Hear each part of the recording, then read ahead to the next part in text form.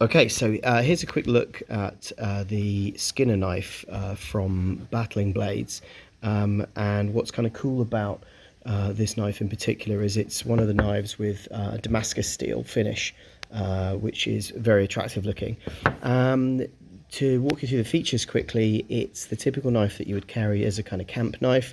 One of the things that stands out to me when I had a look at it is just the thickness of the tang. It's incredibly thick running through the handle, so this is a really very sturdy knife. So this would be good for both kind of skinning, which is the curved part of the blade, but also cutting, but also, to be honest, even relatively medium-sized logs, you could probably put this in and knock this down with a wooden mallet to split logs as well. The handle has got, on my one, has got two different types of wood. There's a kind of light and dark here, which is rather attractive, and there's a kind of brass fitting and fixings around it, which makes it very attractive. You can see that it's been etched with a grip section as well if you're working with the knife to do slightly more precision work. The blade itself up close, you can see, has got that gorgeous kind of swirl effect that you get from Damascus steel blades. Damascus steel is usually a blend of two different types of steel. What that gives you is the sharpness holding ability of a high carbon steel, but also the kind of malleability and bendiness so that it is not too brittle and breaks easily. So what you end up with is a mixture of, I think it's a 1095 or a high carbon steel mixed with a lower, like number 40 or 43 steel, and they fold them what is effectively hundreds of folds into this blade. What you end up with is the best of both worlds. You end up with a blade that holds its sharpness very well, but also doesn't fracture easily if you kind of abuse it.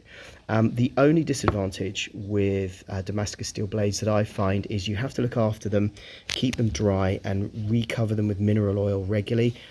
Because if you leave them wet, they have a tendency to rust or lose some of their sort of attractive sides to it. From a blade point of view, the overall length is about 8 inches. The blade length is about 3.5 inches, and it comes with this rather attractive little leather pouch as well, with a belt hook, so you can put it on your belt on the side of your trousers.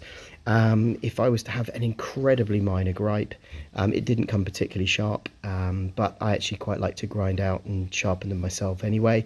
And if you look incredibly closely, the finish between the tang and the actual handle itself is a little bit mismatched.